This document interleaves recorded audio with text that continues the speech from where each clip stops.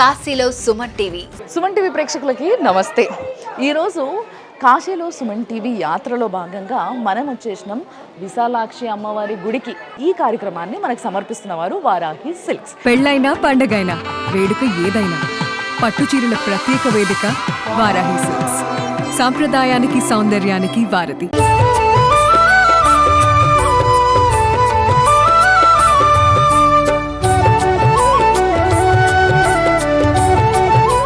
కదా, కనిపిస్తుంది కదా, శ్రీ శ్రీ శ్రీ 108 శక్తి పీఠాల కాశీ విశాలాక్షి దేవి అని చెప్పేసి. యాక్చువల్గా చాలా చిన్న గల్లీలు ఉంది, గుడి కూడా చాలా పెద్దగా ఏం లేదు, చిన్నగానే ఉంది. కానీ అమ్మవారు మాత్రం చాలా బాగుంటుందంట. గంగా నది ఒడ్డున మీర్ ఘాట్కి దగ్గరలో ఉన్నది ఈ విశాలాక్షి అమ్మవారి గుడి.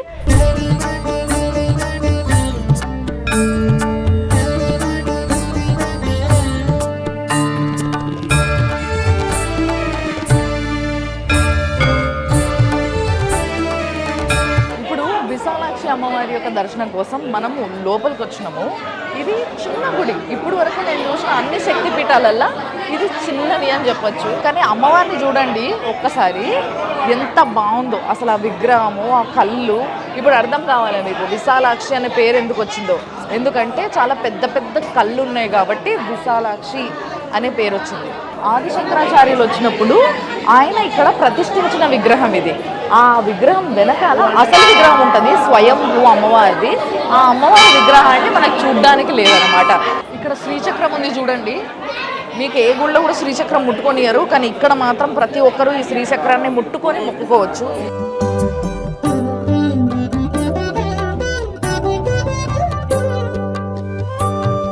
ఒక క్షేత్రంలో సర్వశక్తి అంతా కూడా శ్రీచక్రంలోనే ఉంటుంది అంటారు, అందుకోసమే దాన్ని ముట్టుకొనియారు.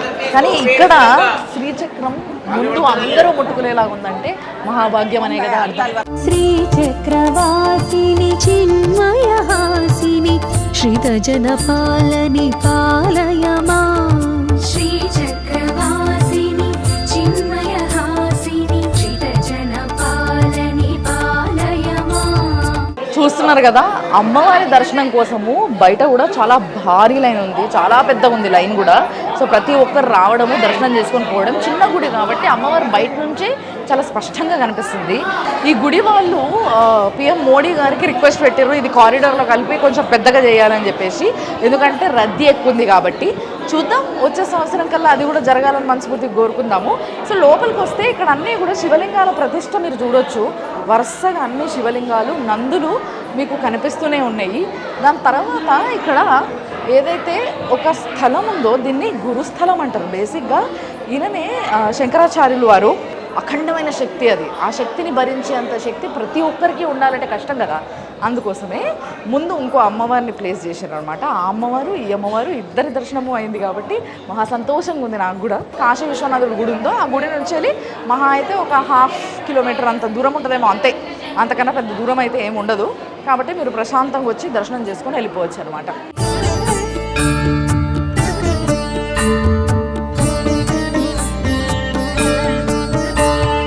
काश्याम विशालाक्षी गौरी मुख निवासिनी, माता का मुख यहाँ निवास करता है। माता यहाँ पर जब काशी का भी निर्माण नहीं हुआ था, ये आनंद कानन वन हुआ करता था। माता तब से यहाँ पर अवस्थित है। माता विशालाक्षी मंदिर में 2 विग्रह हैं। उन 2 विग्रह में पीछे वाली माता हमारी स्वयंभू माता है, जो मूल विग्रह है वो स्वतः उत्पत्ति है उनकी। आगे में चूँकि वो अब स्वतः उत्पत्ति थी, लेकिन अपने हिंदू शास्त्र में मान्यता में है कि किसी भी देव विग्रह की स्थापना श्री यंत्र पर होना आवश्यक है। तो उसको दूर करने के लिए हमारे कांची के शंकराचार्य जी ने 71 में आगे में अम्मा का प्राण प्रतिष्ठा किया। तो इतिहास ने बोल रहा है, पुराणों में है, यहाँ की खदा जो है वो बता दीजिए। राजा दक्ष की पुत्री माता सती जब वह यज्ञ में पहुंचती हैं और पिता से अपने पति का अपमान होने पर वो अपने शरीर का त्याग करती हैं, और उसके बाद भगवान शिव वहाँ पहुँचते हैं और पत्नी को अपना वो स्वरूप में देख करके काफ़ी ज़्यादा ही वो विरह वेदना में आ जाते हैं। इस पर भगवान विष्णु ने अपने सुदर्शन चक्र से माता का खंड खंड किया है, जो जहाँ विभिन्न स्थलों पर गिरा वो हमारे शक्तिपीठ कहलाए हैं। यहाँ माता का मुख गिरा है।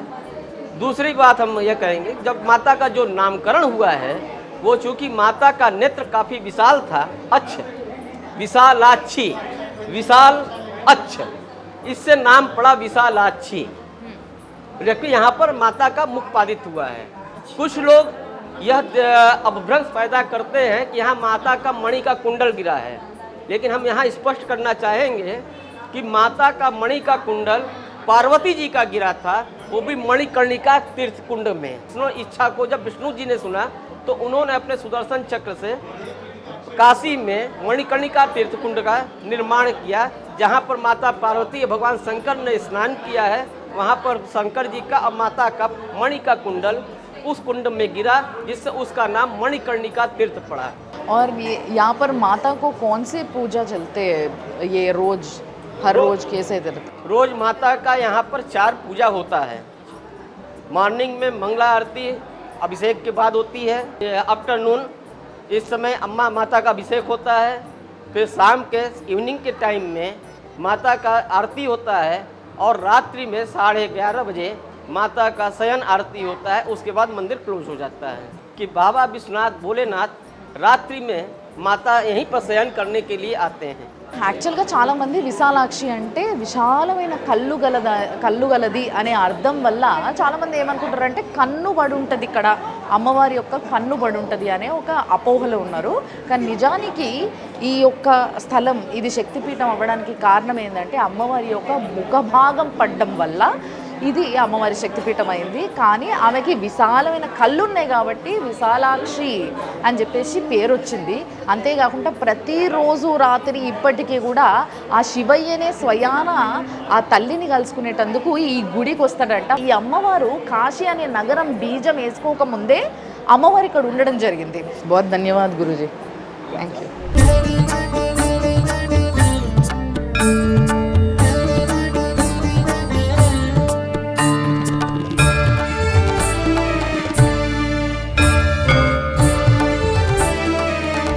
మొత్తం మీద విశాలాక్షి అమ్మవారి యొక్క దర్శనం చాలా అద్భుతంగా జరిగింది. గుళ్ళ మ్యాక్సిమం తెలుగు వాళ్ళు, తమిళ వాళ్ళు, అంటే మొత్తం కూడా సౌత్ ఇండియన్స్ ఎక్కువ కనిపిస్తున్నారు. సో ఇలాంటి ఒక గొప్ప కార్యక్రమాన్ని మనకి స్పాన్సర్ చేస్తున్న వారు వారాహి సిల్క్స్ వారు స్పాన్సర్ చేస్తున్నారు. కాశీలో Suman TV sponsored by Varahi silks.